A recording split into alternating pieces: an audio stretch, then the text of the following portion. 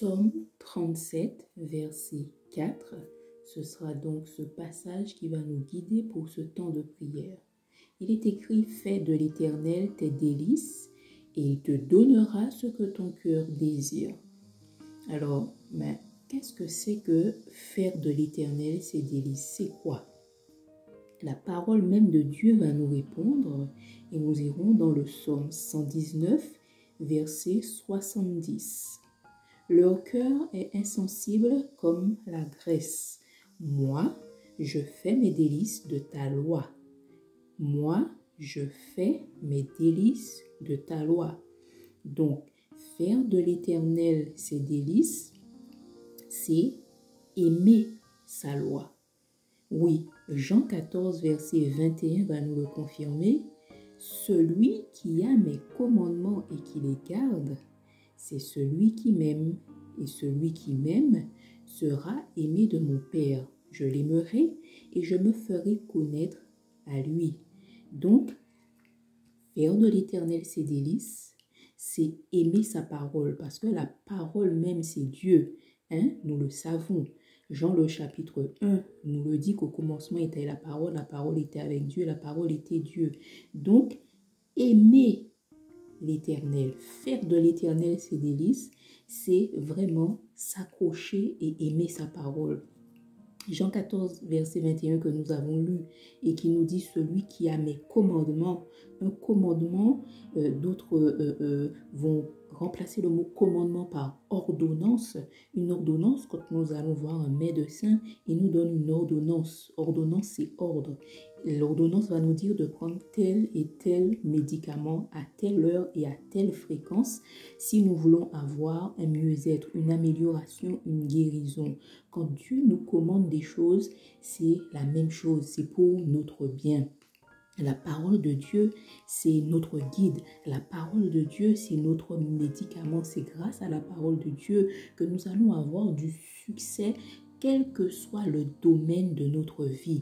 C'est pour cette raison que le psaume 37 nous dit de faire de l'Éternel nos délices, faire de la parole, des commandements, nos délices, et ensuite, tout ce que nous désirons, nous allons l'obtenir, tout simplement parce que ce que nous allons désirer sera en accord avec la parole de Dieu. Oui, puisque à force de garder les commandements, et que les commandements même c'est la parole, les paroles de Dieu sont vérité, les paroles de Dieu nous donnent des directions. Donc forcément dans notre cœur, la parole de Dieu même va faire en sorte que quand nous allons demander quelque chose à Dieu, quand nous allons désirer quelque chose, ce sera quelque chose qui sera toujours en accord avec sa parole. Ce sera un désir qui sera fondé, ancré sur sa parole, en accord avec sa parole.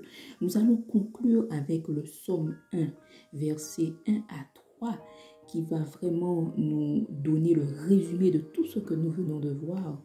Heureux l'homme qui ne marche pas selon le conseil des méchants, qui ne s'arrête pas sur la voie des pécheurs et qui ne s'assied pas en compagnie des moqueurs, mais qui trouve son plaisir dans la loi de l'Éternel et qui la médite jour et nuit.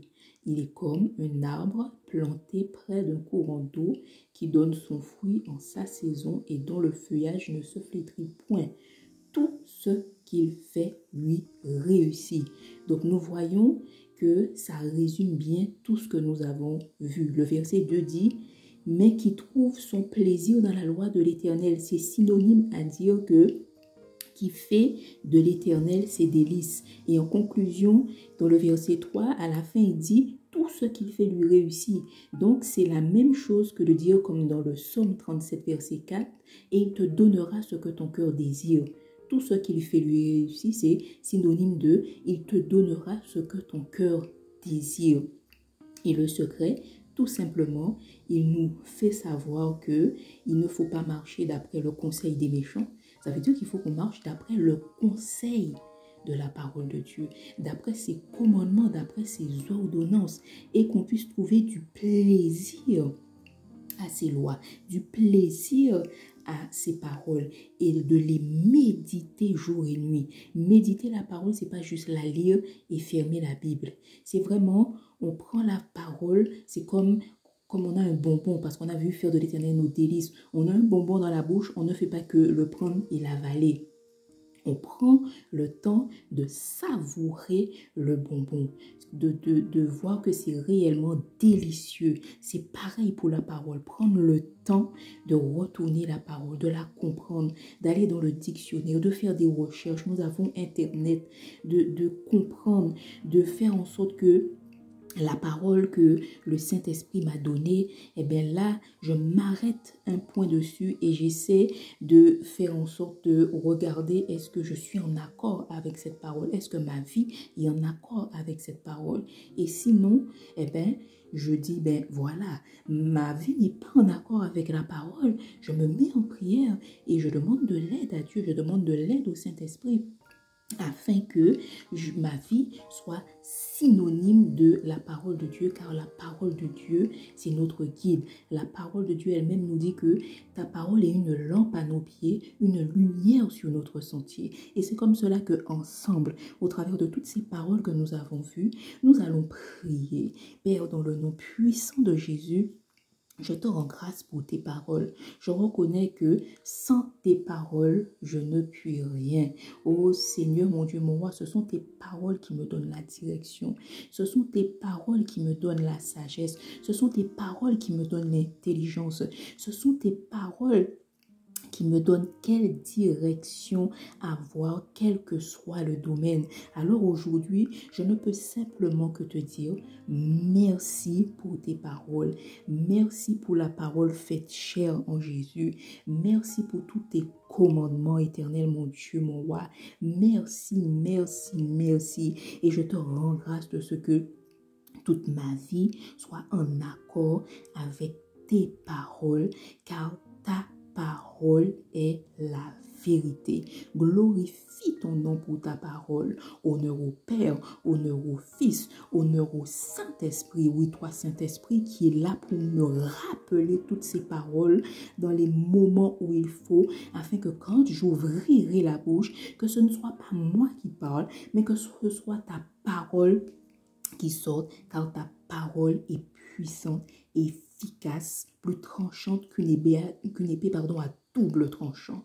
Je glorifie ton Saint-Nom dans le nom puissant de Yeshua. Amen. Je rappelle que la parole de Dieu est disponible sur cette chaîne YouTube, l'Évangile Plus. Vous la trouverez dans les shorts, dans les vidéos et aussi dans la rubrique communauté sous forme d'études écrites. L'Évangile Plus vous souhaite une bonne journée sur le regard de Dieu.